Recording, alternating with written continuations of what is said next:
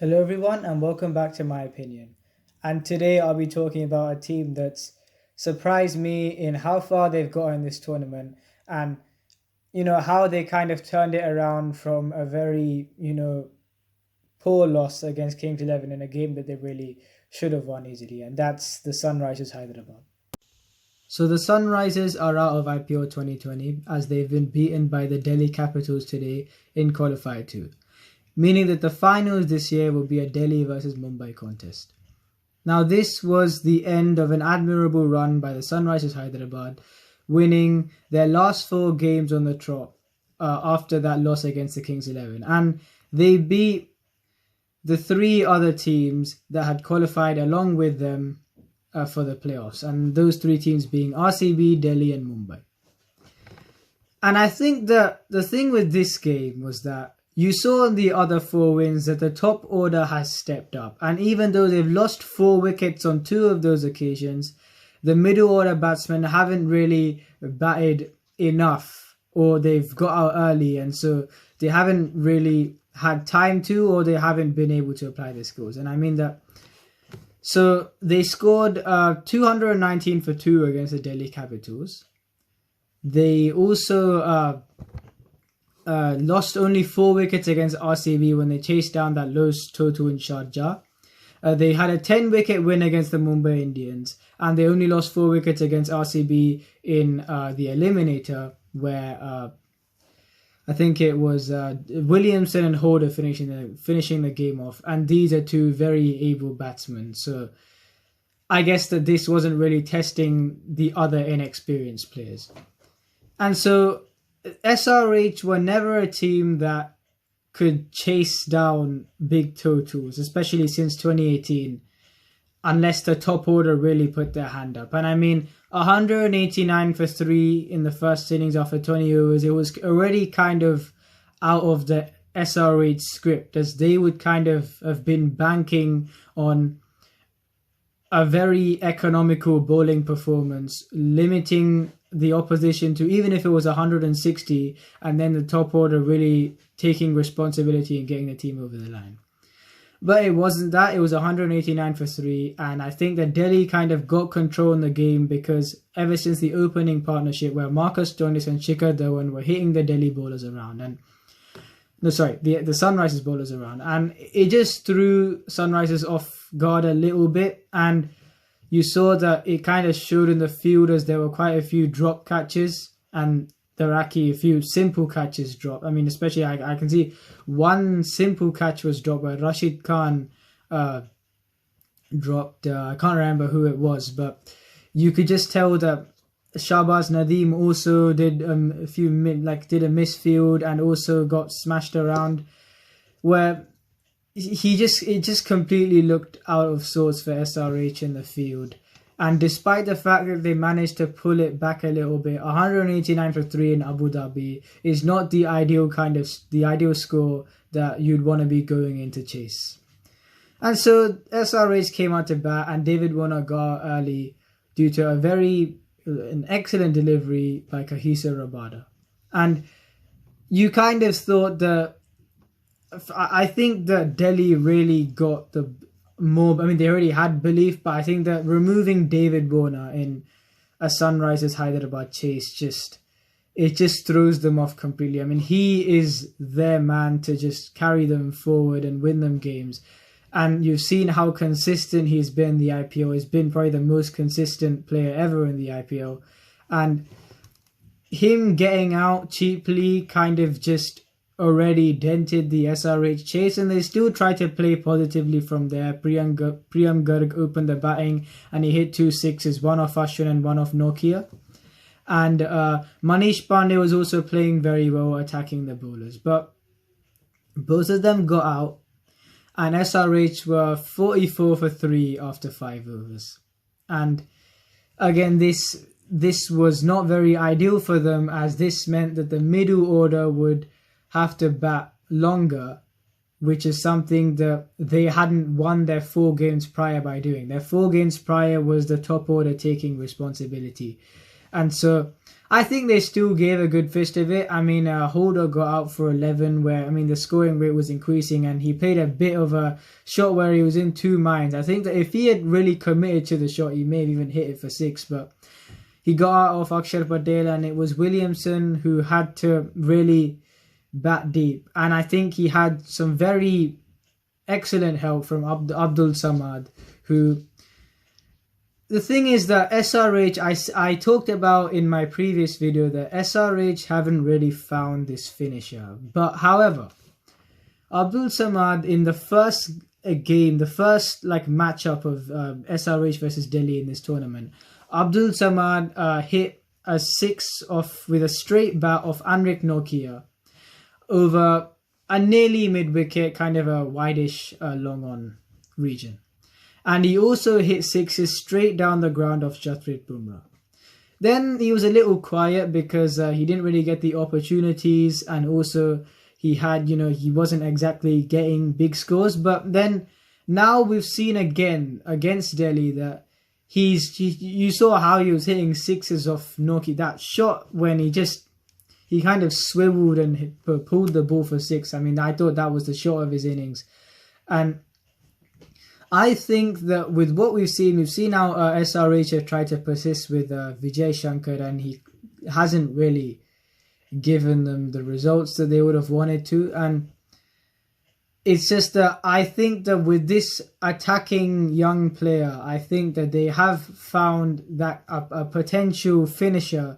And if he can just blossom into the finisher for them, I think that it will be the one thing that SRH desperately needed, and that is really a player in the lower order to take responsibility and just hit around. And I think that having an Indian player do that, so you don't have to tinker with the team composition too much, I think is the most ideal situation, and he's shown promise, and I hope he can build on that. So yeah, Abdul Samad and Kane Williamson, when they were batting, you thought the SRH may even win the game, but when the moment Kane Williamson got out of Marcus Stoinis, you kind of saw the game drifting away from SRH. Yes, Abdul Samad hit a Rabada 4-toss for 6, but then he got out in the same over.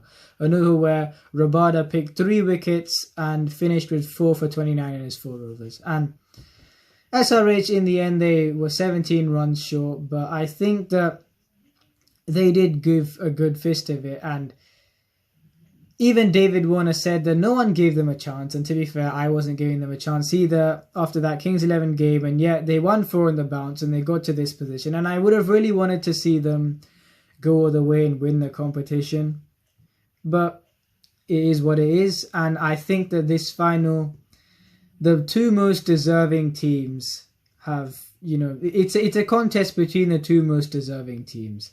And I'm very happy to see this because those 2 teams on a consistent basis, I know Delhi have had a few, hiccups towards the latter stages of the tournament, but they found, winning ways now, especially after that very bad loss to the Mumbai Indians in Qualifier 1. I think that these 2 teams have been so far ahead of the other teams in the way they've played. And to be fair, they've absolutely destroyed other teams. Even so, I remember Delhi Capitals playing against RCB. They absolutely destroyed them, especially in that first game. And it's just that kind of, for me, that game in particular kind of summed up the fact how far these 2 teams are ahead of everyone else. And therefore, it was a battle of the best 2 teams last year with Mumbai and Chennai, and now it's Mumbai and Delhi. And about who's going to win, I said this in my previous video that one wouldn't be underestimating the other, and we saw what happened in the end. Mumbai still won, and once again I feel that if you take Bumrah and Bolt out, this attack is very toothless, but they're in the team, so what can you do? And they're 2 world-class bowlers, so as long as they're there, there'll always be this threat for Mumbai Indians. And with the batting that they have, I mean, they really are a formidable team. And I feel that Delhi are also a very good team. You look at, these teams on paper, I feel like Delhi has the better all-round bowling attack. And so I think that there will be opportunities for both teams to for Mumbai to continue their dominance and for Delhi to rewrite the script and beat Mumbai and lead them to their first ever IPL title. And they've reached their first ever final. And I think that ever since they changed their name from Delhi Daredevils to Delhi Capitals, it's just they've retained the same core of their side, but I just feel like there was kind of a new breath of life into their team, and they really have shown that with the players that they had even from before, and honestly with the results that they should have got these results even from past seasons, because they've basically had the same core: Shreyas Iyer, Rishabh Pant, Kagiso Rabada. But they finally are, in these last 2 seasons, they're showing their class, and I'm very happy for them, and I hope that they win this IPL so we can get a new victor. Another player who's really impressed me with his all-round contribution is Jason Holder. Now, Jason Holder was drafted in as a replacement for Mitchell Marsh, who was injured at a very early stage in the tournament, I think from the first game, and ruled out. And he's taken a while to get a game, but I think that they've only lost 2, including their most recent one against Delhi, with him being in the side. And it's just that he's finished off games such as the game against RCB, where it was the game was in a precarious position for SRH. Despite they were chasing a low score, they were 87 for 4. And despite you still thought SRH were going to win the game, looking back at their loss against the Kings 11, you never quite knew what was going to happen. And Jason Holder, in the end, finished the game off, very easily. And he, also saw the game through against the same opposition in the eliminator with him and Williamson batting. And I just feel that we've seen his contribution to the bat. We know he's an able batsman, but also I didn't think he would be as effective in T20s that, how he's been in this tournament. And it's just that he's kind of resorted to the same methods. So up front, when he has bowled up front, he's got bounce. And the thing is that we saw Virat Kohli was strangled down the leg side in the eliminator, because even though it was a strangle down the leg side, the bounce made it a very awkward ball to play. And so, yeah, he was strangled down the leg side and he was caught behind. And the thing is that when he's bowling, in the middle overs or closing out an innings, he doesn't really go for Yorkers. I just think he's mostly closed out the innings in favourable situations. And I mean when it's probably not top order batsman batting, but I think that it's because of the fact that he's bowled so well in the middle overs and got wickets. We've seen like a few 3-wicket hauls that he's got. And it's just that he really bowls cutters well in those middle overs, and also at the death when, yes, again, it's not at a stage where the batsmen are going to hit him around. Usually when the batting side is struggling due to the good work by the bowlers before then. But yeah, I think that Jason Holder has been a big part of Sunrisers, resurging from the position that they were in. And he's contributed in both facets, in bat and ball. And he's been a great addition to the side. And I think that his T20 game has really improved over the last couple of years, especially, he in the CPO, he batted at number 4 for the Barbados Tridents. And he's a very, very able batsman. We've seen what he does in Test cricket as well. But I think that if his bowling improves, I still think that it could do with a little bit more versatility. It will be interesting to see that the times that when they have tried to hit him and they've got runs off him, he hasn't really had an answer. And I think that could be the one area where he could improve. But on a slower pitch, if you just want someone to bowl cutters and someone to get bounced to trouble the batsman, he really is a very reliable option to have in the side. And it's been great to see his T20 game get better in the last couple of years. And so, yeah, that was Jason Holder. And so, again, I think that with SRH, you kind of, after losing their first 2 games, and this was with not very great losses. This was against RCB, where they should have won the game, but after Besto got out due to being dismissed by Chahel, they just couldn't close the game off. And it was you never really saw the loss kind of coming. You thought that if RCB get a wicket, you kind of knew the frailties of the middle order, but you still thought that Manish Pandey and Johnny Bairstow would see the team through. But they unfortunately didn't. And Vijay Shankar got out soon after that, and in the end, Sunrisers lost the game. They also lost against KKR in a very drab way, where they didn't. I think they scored about 140 something, and I think that Nitish Rana's 26 of 13, where Bhuvneshwar Kumar didn't bowl badly at all, but they were just hitting some really good balls for four, and that 26 of 13 allowed Shubman Gill to anchor the innings, scoring an unbeaten 70 of 62 balls, and it was a very drab loss for Sunrisers. And so you kind of thought, how would they fare against Delhi, which is going to be their third game, who had won their previous two? And I think that game against Delhi kind of showed, and we've seen the outcomes in this tournament as well, such as KKR beating Delhi, that 59-run win, Sunrisers beating Delhi twice in both times in the league phase, and Rajasthan Royals beating Mumbai with that Stokes 100. And it's just,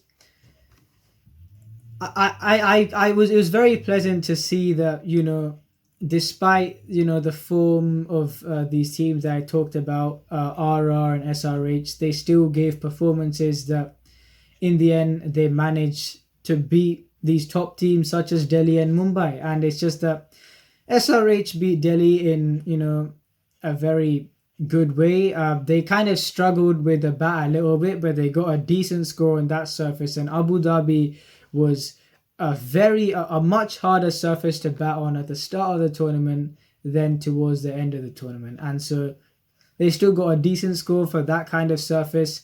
And yeah, Rashid Khan bowled brilliantly. I think he got 3 for 14 in that game, and they beat Delhi. And they also beat CSK after, this was also a time where you were kind of questioning their side, and Priyam Garg scored an excellent 51 of 23 balls, and Abhishek Sharma scored 31 of 24.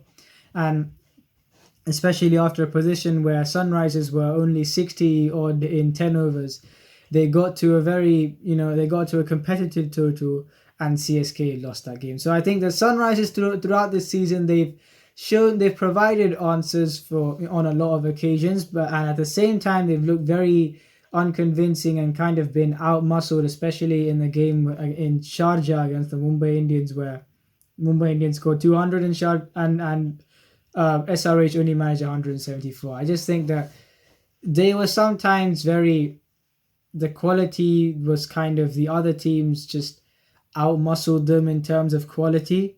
But I just think that it was I still think it was a pleasant surprise that they got to this position. And again, full credit to them. They just played really well. But the one thing about this is that we never thought, and even they wouldn't have thought, that they would have, got to this position. I mean, yes, they would talk about self-belief, but really after that Kings 11 game, I mean, if you take Mohammad Shami out, a very blunt attack, would you have thought that they would beat the three, the other qualifiers in the tournament? But they did, and I think it's full credit to them for that. And as I said, it was today was just something that it was against the template that they would have wanted to play. They bank on good bowling performances. They bank on the top order standing up. And yes, as I said, they found a finisher, which is a big positive for them. But they still would have wanted to win this game and continue this run. I wanted them to continue this run. I'm not even an SRH fan, but as I said, it is what it is. And I hope that they can come back, strong next season. And I just think that a bit more consistency here and there, I understand that this, ever since 2018 and stuff, they've always seemed like a kind of a mellow team. I mean, I think that we've kind of seen that, especially with their coaching staff, they've kind of, legendary coaching staff, but they've kind of talked about the fact that they don't really have this superstar culture in the team despite having superstars. And so they've kind of just been this friendly team that has, brilliant bowling attack ever since their inception. But a team that has always kind of had this weakness and in the middle order of Indian players standing up. And that's why I'm saying this again. I'm very happy that Abdul Samad has shown that he can do the job, and especially after trying different players. And also I talked about the very rigid overseas combination, which I'm not a fan of. I just think that despite the Warner and Besto combination was, it was probably the best opening, but I think this season KL Rahul and Mayank Agarwal have been, but we've seen especially last season these two took the season by storm. I just think that playing three overseas batsmen in Warner, Besto, and Williamson wasn't ideal, and you had to play Rashid Khan. And so there's someone like a Mohammad Nabi who's very economical and can also play the finishing role, just sitting there. And it wasn't very ideal. And even then, I was kind of surprised that they went for Jason Holder rather than Mohammad Nabi. But Jason Holder has pleasantly surprised me and a lot of other people. They even said on commentary that they would kind of have thought that Mohammad Nabi would be there instead of Jason Holder. But I just feel that he's shown his pedigree. He's, contributed, as I said, with both bat and ball. And with Sunrisers, it's just that I honestly don't know who else I can mention because everyone has been good. But I think the season has revolved. I mean, their team revolves around a few players. But the fact that, again, Natarajan has bowled very well. Sandeep Sharma always bowls well. Vridhiman Saha, especially after that game against KKR where you thought, can he really be in the side despite him being a good keeper? But, then he came back and scored 87 against Delhi and another 50 against RCB. And also played well, sorry, not against RCB, against Mumbai. And I scored so far, I think, above 200 runs in 4 games. And all right, it may be a bit skewed because of 2 innings, but the confidence he showed in those 2 innings was just brilliant. So that was SRH, a team that I think shows why the IPL for me is the best tournament in sport because of just how competitive it is. And I just think that you look at SRH when they lost against Kings 11 and you thought, would this team, with how out of sorts they looked as of then, would be able to beat the next 3 teams that were in the top 4? And we all thought, no chance. But if you look at the 4 clinical performances that they gave after that, they beat Delhi by 88 runs.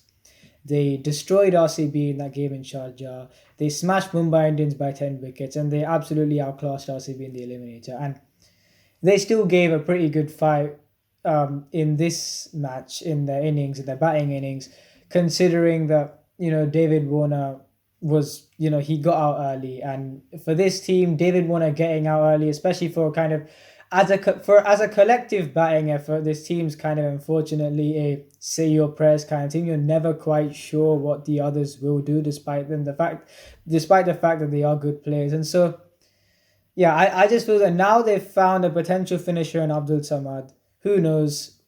This part of their game could kind of be more refined, and if he, affects the game on a consistent basis in seasons to come, I think that SRH could be a real title contender. They already are. In fact, they've shown that despite how out of sorts they look, they showed that in the end they were a title contender. But yeah, I just think that facet of their game and this team will really reach new heights after already having won one championship in 2016 where everyone is looking at RCB, and in the end SRH, you had to play the eliminator, come from there just silently doing what they usually would do and just winning under the radar and coming and winning the tournament. And I thought it was a great win for SRH, despite the fact that I was very sad that RCB didn't win.